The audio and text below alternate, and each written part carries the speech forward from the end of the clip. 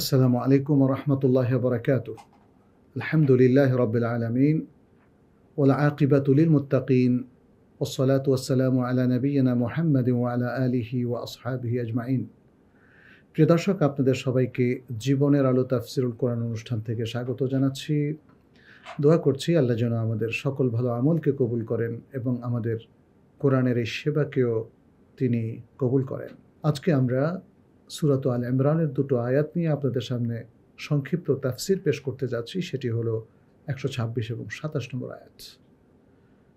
আসুন তাহলে আমরা শুরু করি। আউযু বিল্লাহি মিনাশ শাইতানির রাজীম।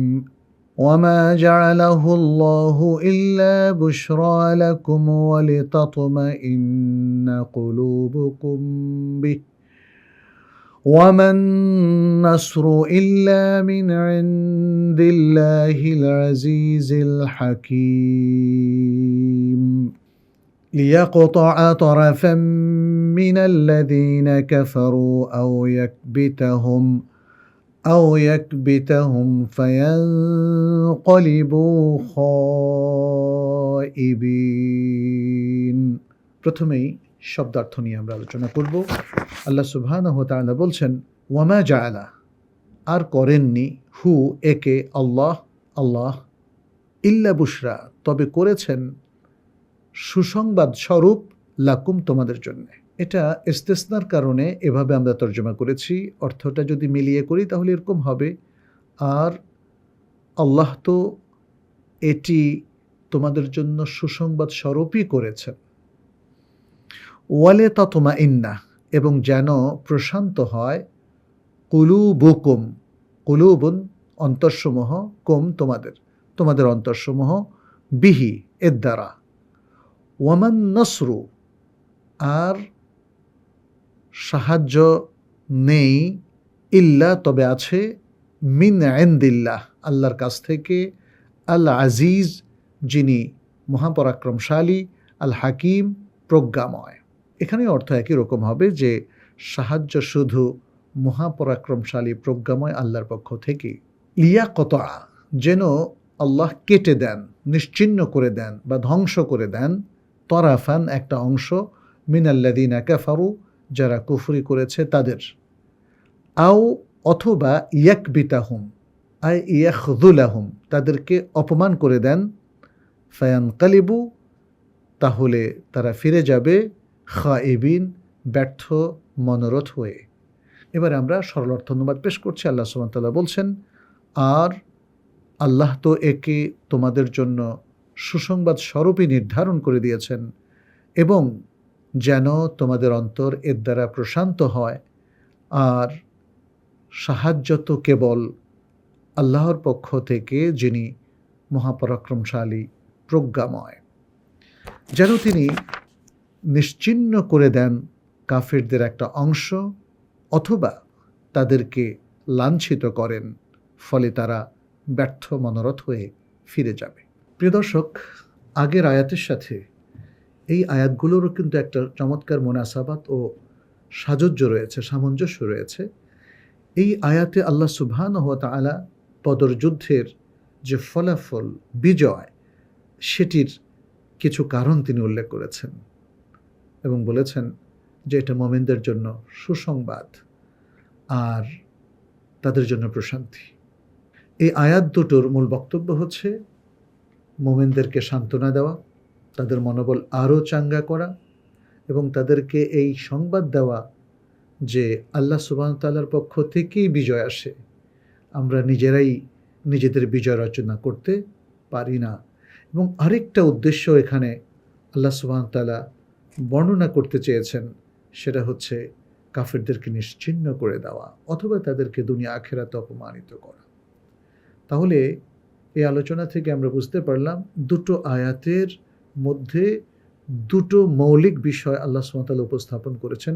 একটা মুমিনদের প্রতি সুসংবাদ এবং সান্ত্বনা, আর একটা হলো কাফেরদেরকে নিশ্চিহ্ন করা এবং অপমানিত করার যে ঘোষণা, এটাও মুমিনদের জন্য অবশ্যই সুসংবাদ, আর কাফেরদের জন্য এটা হলো দুঃসংবাদ। আমরা এরপরে সংক্ষিপ্ত তাফসীর আপনাদের সামনে পেশ করব। আল্লাহ সুবহানাহু ওয়া তাআলা বলছেন, ওয়ামা জাআলাহুল্লাহু ইল্লা বুশরা লাকুম, ইমাম আল ওয়াহিদি এবং ইবনু জারির তারা উভয় এই আয়াতের তাফসিরে বলেছেন আল্লাহ সুবহানাহু ওয়া তাআলা যে এর আগে ইউমদিদকুম বলেছেন, সাহায্য করেছেন, সেই সাহায্যটাকে তিনি এখানে মোমেনদের অন্তরের প্রশান্তির কারণ বানিয়ে দিয়েছেন, সেটা তিনি এখানে উল্লেখ করলেন এবং তাদের জন্য সুসংবাদ হিসাবে এটাকে তিনি প্রতিষ্ঠিত করলেন, সে কথাটি এখানে বললেন।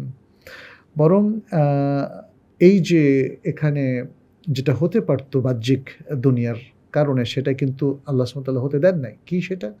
যে কাফিরদের বিশাল বড় সংখ্যা দেখে ভড়কে যাওয়া, ভয় পেয়ে যাওয়া, পালিয়ে যাওয়া, এটা কিন্তু মোমেনদের ক্ষেত্রে হয় নাই, কারণ আল্লাহ তাদেরকে সাহায্য করেছেন, তাদের মনোবল চাঙ্গা রেখেছেন। এরপর আল্লাহ সুবহানাহু ওয়া তাআলা বললেন, ওয়ামান নাসরু ইল্লা মিন ইনদিল্লাহিল আজিজিল হাকিম।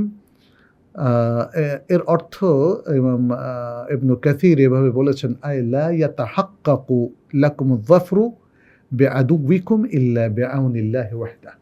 অর্থাৎ একমাত্র আল্লাহর সাহায্যেই কাফেরদের বিরুদ্ধে, ইসলামের শত্রুর বিরুদ্ধে তোমাদের এই বিজয় সম্ভব হয়েছিল, প্রতিষ্ঠিত হয়েছিল। এটা শুধুমাত্র বাহ্যিক যে কার্যকরণ এগুলোর মাধ্যমে হয়নি। এখানে আল্লাহ সুবহানাহু ওয়া তাআলা কি বললেন? ইল্লা মিন ইনদিল্লাহিল আজিজিল হাকিম। আল্লাহ যিনি প্রজ্ঞাময়, যিনি মহাপরাক্রমশালী, তিনিই তো আসলে বিজয় দিতে পারেন। সুতরাং এমন পরাক্রমশালী প্রজ্ঞাময় আল্লাহর উপরেই আমাদের উচিত হচ্ছে তাওয়াক্কুল করা, এবং এর মধ্য দিয়ে মনোবল চাঙ্গা হয় এবং এর মধ্য দিয়ে মুমিনদের বিজয় নিশ্চিত হয়। যে সকল আসবাবের কথা আমরা শুনেছি, জেনেছি, কোনো সন্দেহ নেই এগুলো উপকরণ, বিজয়ের উপকরণ। আল্লাহ সুবহানাহু ওয়া তাআলা এগুলোকে আসবাব হিসাবে তিনিই সৃষ্টি করেছেন, কিন্তু মূলত বিজয় আসে আল্লাহর পক্ষ থেকে। এই আসবাবগুলোই একমাত্র কারণ নয়, কারণ অনেক সময় দেখা যায় বিশাল বিশাল আসবাব নিয়েও মানুষ পরাজিত হয় এবং যুদ্ধে তাদের ভরাডুবি ঘটে। এরপর আল্লাহ সুবহানাহু ওয়া তাআলা বলছেন, লিয়াকতারা তারাফাম মিনাল্লাযীনা কাফারু আও ইয়াকবিতাহুম। এখানে আল্লাহ সুবহানাহু ওয়া তাআলা এই যে বিজয় দিলেন, কেন দিলেন সেটা তিনি উল্লেখ করলেন, যেন তিনি ধ্বংস করে দেন কাফেরদের একটা দলকে এবং তাদেরকে অপমানিত করেন। তাইলে এই যে কাফেরদেরকে ধ্বংস করা এবং তাদেরকে অপমানিত করা, যেহেতু কাফিররা তো আল্লাহদ্রোহী, আদাউল্লাহ, আল্লাহর শত্রু, এটা হলো মিন আসবাবে নাসরিল্লাহি তাআলা লিইবাদিহি।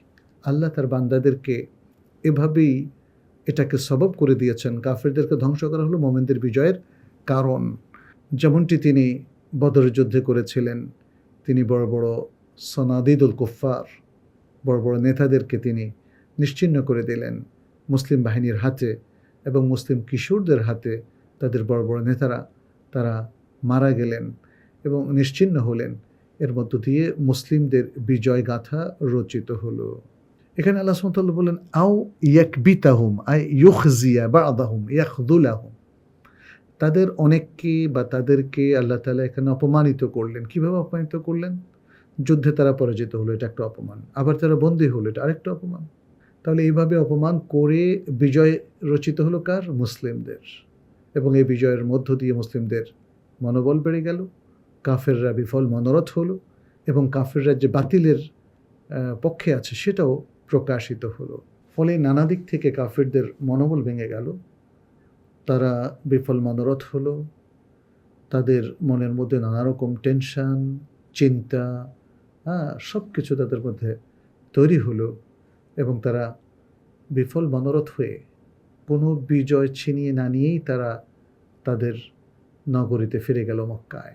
এটা তাদের জন্য অপমান, এটা তাদের জন্য লাঞ্ছনা, দুনিয়ার লাঞ্ছনা, এবং সে লাঞ্ছনার ব্যবস্থা করেছেন আল্লাহ। যেহেতু তারা ছিল অন্যায়কারী, তারা ছিল বাতিলের পক্ষে, তারা ইসলামের মতো মহান একটা দিনকে, আল্লাহর একটা আদর্শকে তারা ধ্বংস করে দিতে চেয়েছিল।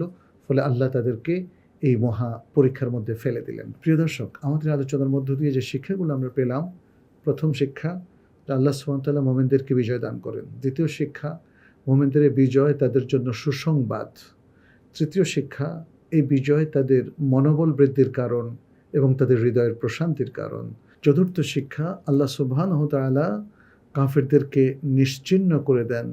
পঞ্চম শিক্ষা, আল্লাহ সুবহানাহু ওয়া তাআলা তার শত্রু কাফেরদেরকে অপমান করেন। অতএব প্রিয় দর্শক, মুসলিম হিসাবে আসলে আমাদের নিরাশ হওয়ার কোনো কারণ নেই। আমরা বিশ্বাস করি যদি আমরা আল্লাহর পথে টিকে থাকতে পারি, কোরআন সুন্নাহ মেনে চলতে পারি, তাহলে আমাদের দুনিয়া এবং আখিরাতের বিজয় সাফল্য নিশ্চিত হবে ইনশাআল্লাহ। আসুন জীবনটাকে সেভাবেই আমরা গড়ি। হাদা ওয়াসাল্লাল্লাহু ওয়াসাল্লাম আলা নবিয়িনা মুহাম্মদ ওয়া আলা আলিহি ওয়া আসহাবিহি আজমাইন। আসসালামু আলাইকুম ওয়া রাহমাতুল্লাহি ওয়া বারাকাতুহু। ذلك الكتاب لا ريب فيه هدى للمتقين